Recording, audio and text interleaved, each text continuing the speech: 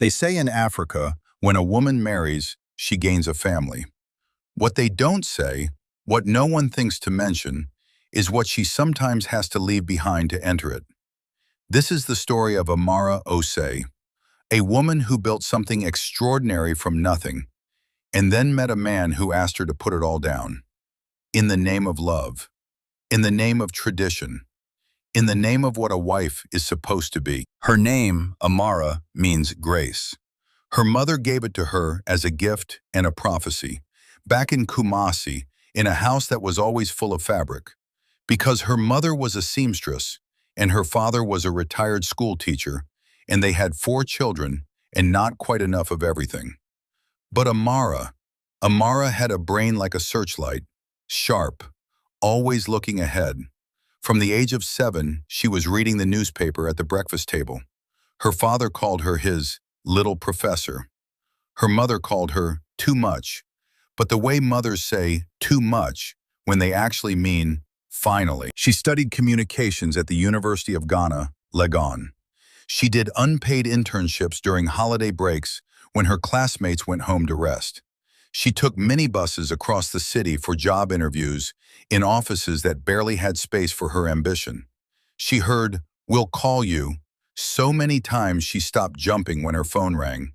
But she never stopped showing up. By 26, she was a brand associate at one of Accra's most respected digital marketing firms. By 28, she was senior brand strategist, the youngest in the company's history. She led campaigns that trended nationally. She mentored junior creatives.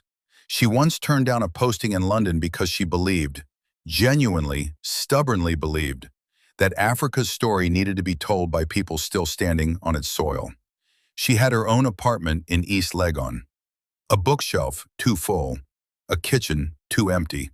She ate at her desk most evenings, and she did not mind at all. Now, before I tell you about the man she married, I need you to understand something. Kofi Mensah was not a villain. I know that's not what you expected me to say, but this story doesn't work if we make him a monster. Because the truth, the real, uncomfortable truth, is that the most dangerous forces in a woman's life are rarely monsters.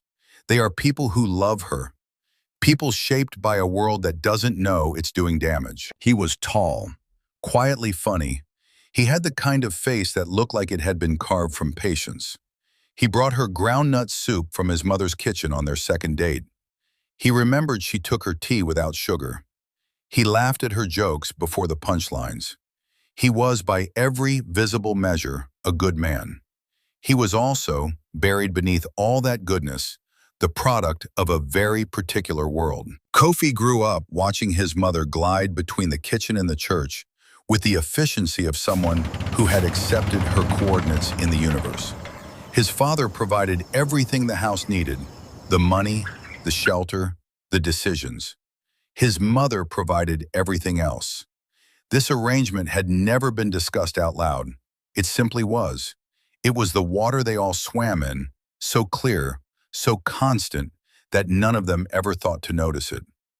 Kofi loved Amara's ambition. He said so, often. He said it the way you admire a sunset. Beautiful, impressive, at a safe and comfortable distance. What he had not fully reckoned with was that the sunset was about to move into his house. She told herself she could have both, the love and the life she had built. She was going to make it work.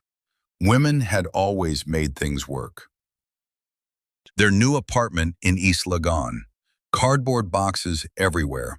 A Saturday morning, Kofi has opened 3 boxes and already lost the thread. Amara is moving through the space like she's been living here for years. She already knows exactly where everything goes. He watches her with a kind of wonder. I don't remember owning this many books. Are these all ours? Every single one. We need to make space for them. Paul, Amara, how did we accumulate this many books? It's impossible. Where are we supposed to put them all? We planned for this, Kofi. The shelves are right here. I never thought I'd find something like this, Amara. You've changed everything for me. This past year with you has been the You're just gonna stand there looking pretty while I unpack everything? I was admiring the view. We still have these ones left anyway. Fine, but help me with this one.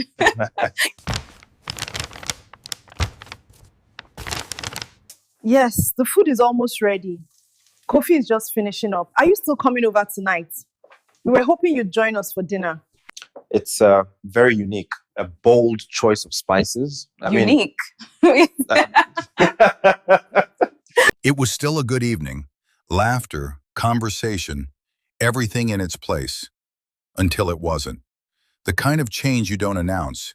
You just feel it settle into the room. She reached for her laptop without thinking, like it was routine, like it was nothing. And just like that, the evening split. It started so quietly, not with a command, but a suggestion. The kind that sounds gentle, but lingers in your mind long after it's said. It started on a Sunday morning, the kind of morning that feels calm, predictable. Amara was at the table going through her work, nothing unusual. But then Kofi said something, not harsh, not loud, just a suggestion. He told her maybe it was time to let the job go. And the way he said it, it didn't feel like an argument, but it didn't feel right either. Sorry I'm late. Traffic was terrible. No problem. I was just catching up on some work. Did you have a good day? I've been thinking. About what? This job, it's taking too much from you. It's just a busy season. No, it's every season. Maybe it's time to let it go.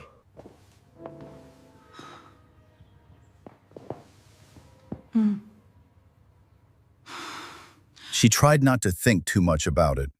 Until later that same day, her phone rang. It was work. And within a few minutes, everything changed. They said she seemed distracted, not fully present.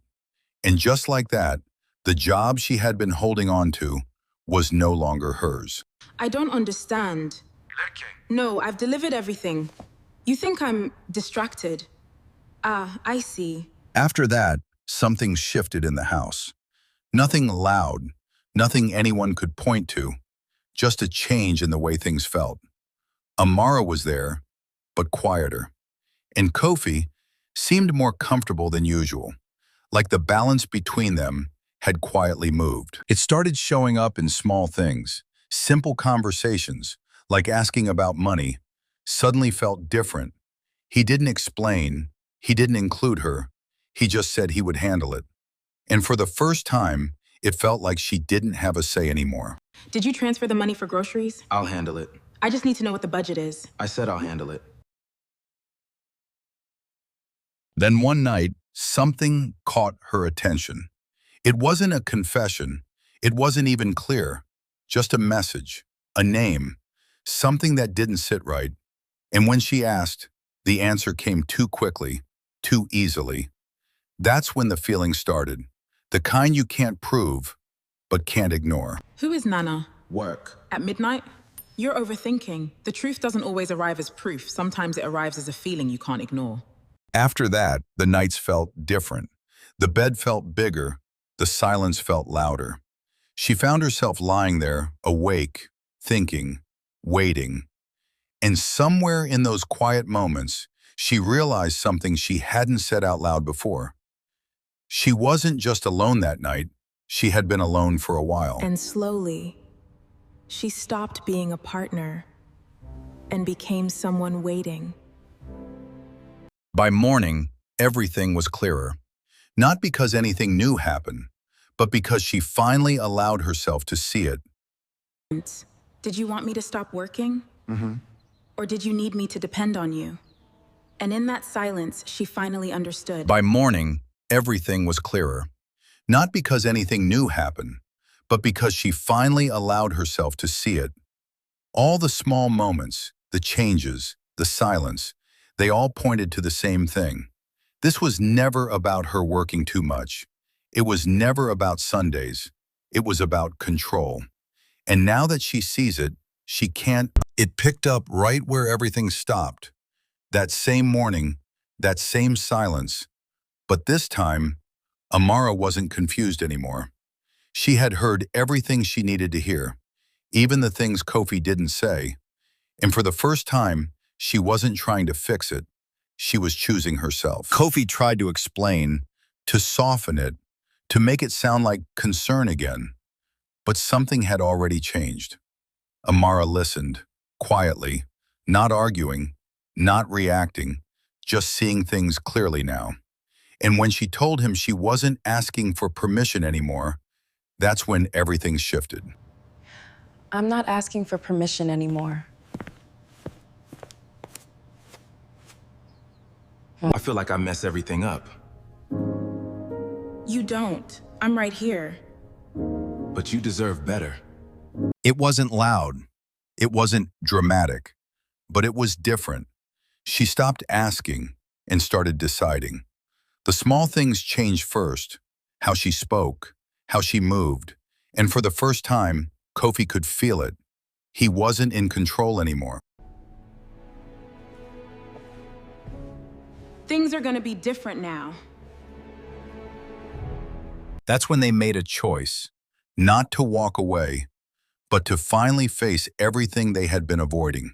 They went to therapy, and for the first time, the truth came out without filters. Not just about what happened, but why it happened. The control, the fear, the need to hold on, everything was finally said out loud. I thought if I wasn't in control, Everything would fall apart. But you didn't just hold things together, you held me back. And while they were trying to rebuild what they had, Amara started rebuilding herself too. Quietly. No announcements, no noise, just small steps. A call, a plan, a client. And with every step, she felt something come back. Her confidence, her voice, her sense of self. I didn't lose everything. I just forgot who I was. And Kofi saw it. This time, he didn't try to stop it. He listened more, held back where he used to push, learning where he used to control. It wasn't perfect, but it was real.